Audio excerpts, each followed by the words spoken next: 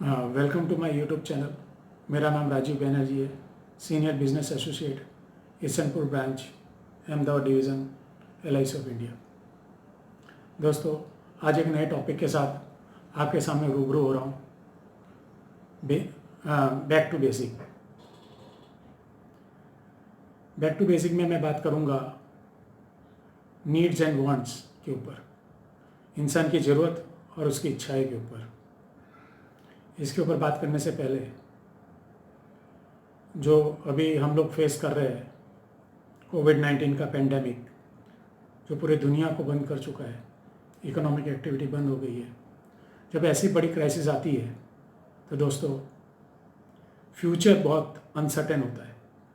सबके दिमाग में यही होता है कि आगे कैसे होगा, क्या होगा। इस क्राइसिस ने बहुत सारी चीज़ें को चेंज कर दिया है।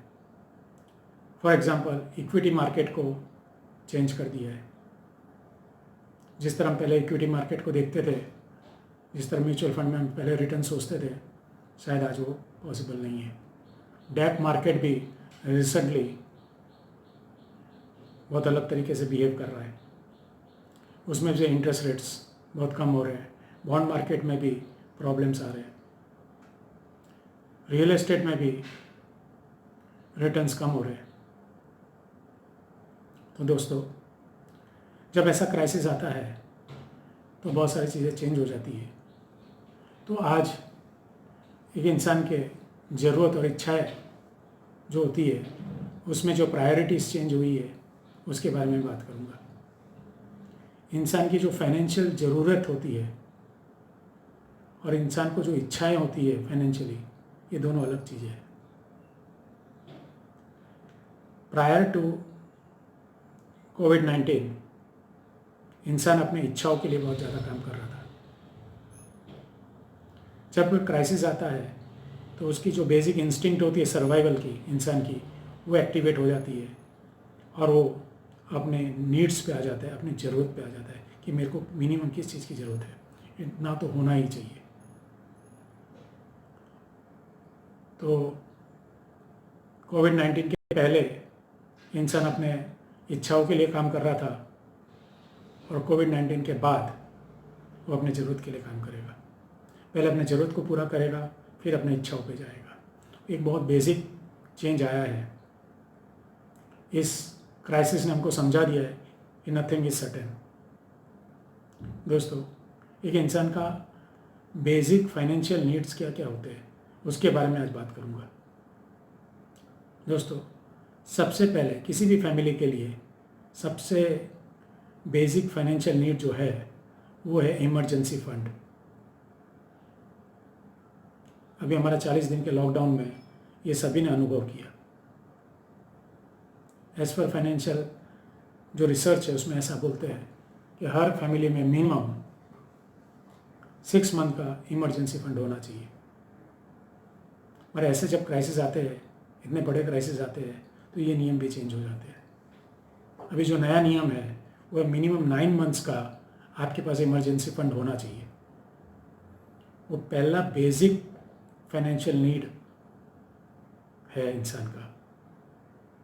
दूसरा है कि कंटिन्यूटी ऑफ इनकम, हमारी आवक चालू रहनी चाहिए।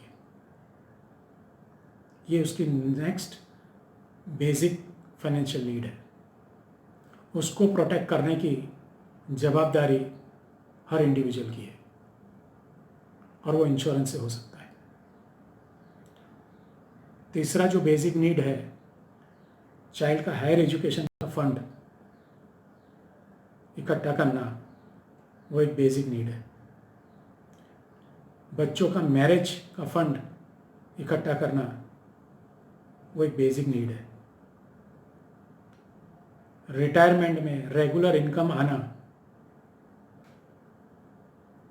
वो भी एक बेसिक नीड है। ये बेसिक नीड उसको हर हाल में पूरा करना ही पड़ता है। तो वांट्स क्या है, इच्छाएं क्या है? इंसान की इच्छा ऐसी होती है कि 3 BHK 4 BHK फ्लैट्स में जाऊंगा, अच्छा बंगलो खरीदूंगा, SUV गाड़ी खरीदूंगा, फॉरेन ट्रिप्स में जाऊंगा, अच्छे होटल में खाना खाऊंगा, ब्रांडेड कपड़े पहनूंगा।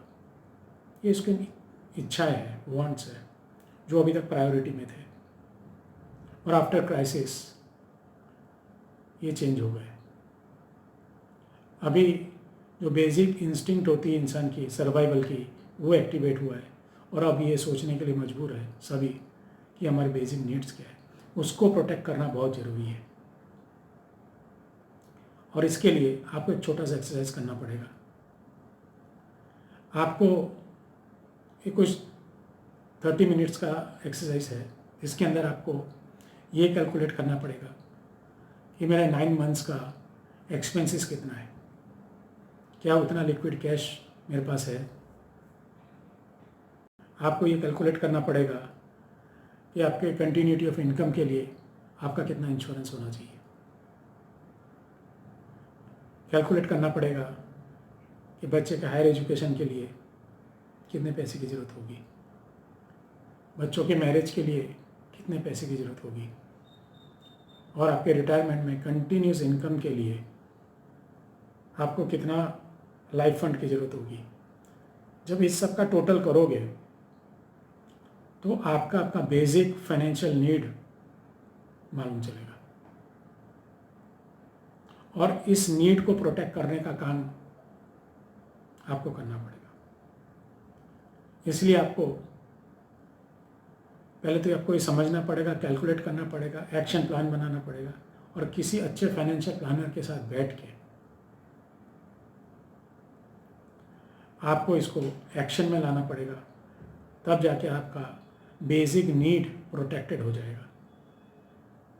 और ये सब चीज़ें लाइफ इंश्योरेंस पॉलिसी कर सकती है। तो आप किसी अच्छे लाइफ इंश्योरेंस एजेंट के साथ मिलिए, उसके साथ ये सब चीज़ डिस्कस कीजिए, और बढ़िया सा एक आपका कॉम्प्रिहेंसिव प्लान आप बनाइए, जिससे आपका बेसिक जो नीड है, फाइनेंशियल बेसिक नीड है, वो प्रोटेक्टेड हो जाए। थैंक यू दोस्तों। आपको अगर मेरा ये वीडियो अच्छा लगा तो सब्सक्राइब कीजिए, शेयर कीजिए और लाइक कीजिए। थैंक यू दोस्तों।